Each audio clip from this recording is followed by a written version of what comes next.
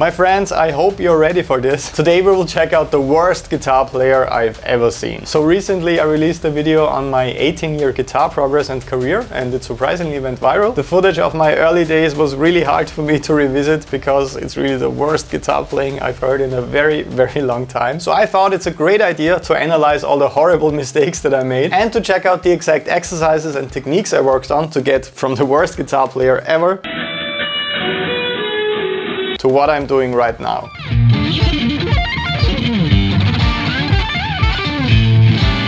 So let's start with the first video. I was 12 years old and I think it was taken right after my first or maybe second guitar lesson.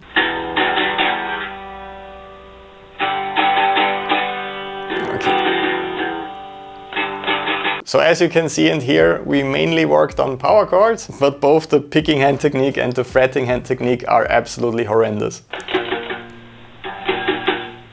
So from a player's perspective, the biggest problem right here is that I'm gripping the neck like this. So I was using that kind of U or V shape between my thumb and the rest of my fingers to grip the neck like that. That's exactly why my thumb is sticking out like crazy in the video. So one thing I wish my teacher would have told me right away at the beginning of my lessons is that you need your thumb to support your fretting hand fingers.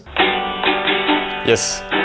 Perfect. Another thing you can see with the picking hand right here, actually a couple of things. First of all, my bandmates back then always made fun of me because of the way I'm holding the pick. They called it the banana grip because you could always see this kind of crazy curvature with my thumb and index finger. So when I started out, a lot of the pick was sticking out like that and I was only holding the pick with the tip of my thumb and index finger. So naturally I dropped my pick very often and I got quite frustrated with that. The picking motion itself is also a big problem because as you can see in the video, I'm using my entire arm. It's a very stiff motion. So not only was it exhausting to play like that, I also remember that I barely had any control over which strings I'm actually hitting. That's why you can always hear the open strings when I'm actually just trying to play the power chords like that. Posture was also a problem back then. I didn't really know how to hold the guitar. As you can see, I was sitting like this, which is really awkward. Yeah, that's a great example for the elbow motion right here. So when I'm looping this clip, you can clearly see that my wrist is completely stiff and locked up and I'm pushing really hard with my entire arm. Okay. Yeah, I was a pretty weird kid. I'm still weird. I don't want to be too harsh on young me. It was a lot about having fun back then. But in retrospect, I think it would have really helped me to work on some easy finger exercises, like this one for example.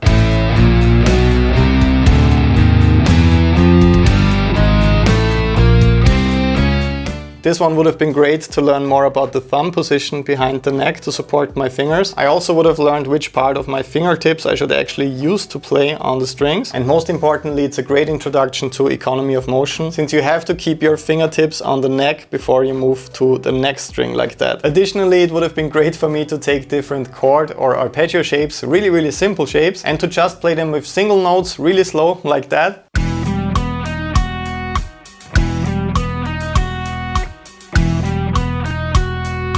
That's a great exercise for the thumb position once again and for supporting your fingers from behind the neck. That's usually where you realize that your pinky finger is pretty much useless at the beginning and that you should work on it. And if you, the awesome person that's currently watching this video, don't have basic finger control exercises like this in your practice routine right now, I highly suggest working on them because I really regret not doing that right from the start. As always, you can find the tabs, guitar profiles, video play-alongs and over 15 guitar courses on my Patreon page. The link is down below, so join us today. Alright, let's jump forward around 1 year.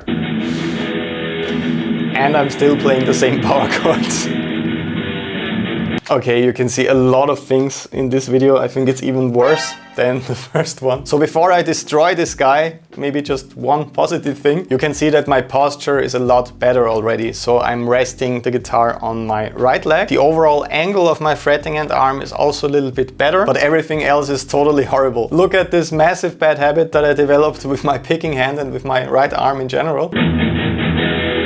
Yeah. As you can probably tell from the video, I was learning about palm muting, but when I attempted to switch between muted and open notes back then, I was removing my entire arm from the guitar like this, so I was severing the connection with the instrument all the time. As you can hear in the video, it also caused a lot of unwanted noise. You can hear all the strings ringing out, except the ones that I actually want to play on. Oh no, I'm trying to solo right now.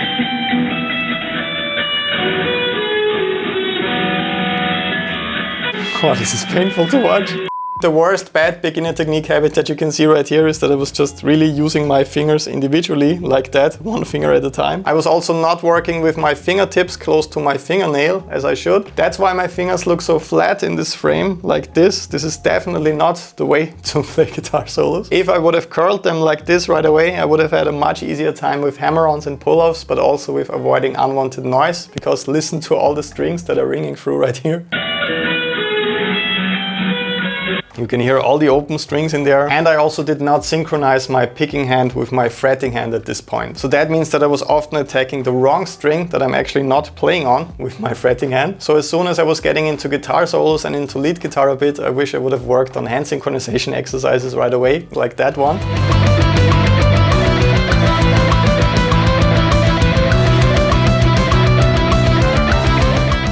And to correct my crazy banana grip, I should have just worked on some very basic picking exercises. It would have really helped to pay attention to a lot of the details, like how much of the pick is sticking out, what kind of picking angle am I using, is it better to play with a closed hand or with an open hand.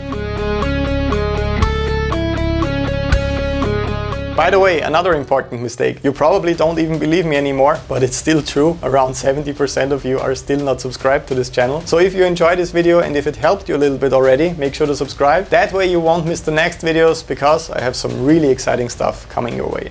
So exactly 1 year after this video we just checked out, I had this kind of big progress jump. Still the pentatonic scale, but mixed a little bit with the minor scale already. Okay, so that does sound a little bit better already. To me it still sounds horrible, but it definitely doesn't look like that anymore. So I did naturally learn to support my fingers a little bit with my thumb already. What I really don't like about my finger technique in this video, and what I remember being a huge problem, is this kind of angle. So when I was playing in this video, I was really struggling with reaching the frets and with stretching. And that's not because my fingers were a little bit smaller, it was because of this crazy wrist angle. Another bad fretting hand technique habit you can see is the flying pinky finger. I really had no control over that one. It was flying all over the place. Yeah, there's a lot of movement in that one. You sadly can't see a lot of my picking hand in this video, but from what I can see right here, the fingers of my open hand were just flopping around like that, and they were touching the strings a lot. So aside from the sloppy finger technique, that's what mainly caused all the unwanted noise in this video. You can hear some hammer-ons. That doesn't sound too bad. Yeah, here you can see a bit more of my picking hand, and you can see that I'm working with a reverse angle. So for some reason I started playing and picking like this instead of that. Yeah, you could hear that right here exactly. When I was playing this pattern on the B and E string, I was getting stuck in between the strings with this awkward picking angle, which caused the unwanted noise. So when it comes to cleaning up my playing and to also exploring more difficult or more interesting picking patterns, it would have helped to go for a less exotic picking grip right away instead of sticking to the banana technique for many, many years. So is this an insane progress jump from age 13 to 14? Did I actually sell my soul or practice 48 hours every single day to get to this point? The answer might disappoint you. I did start to play a lot when I was turning 14, so by focusing on practical stuff like actual guitar solos, licks and full songs, I did seemingly make quite a lot of progress in just 1 year. But I do have to say it was extremely hard for me to break out of this current level of playing guitar, because that's exactly where my bad technique habits were really working against me. If you're currently struggling with some of the topics we talked about today, or you're simply looking for exercises or a structured practice plan that makes you better and better every single day, joining our awesome shred community on Patreon is a great idea, because you can find the exact exercises that I worked on over the last couple of years. So if that sounds interesting, just click the link below and join us. I will hopefully see you again in the next video. Until then, have a lot of fun practicing and talk to you soon. Bye bye.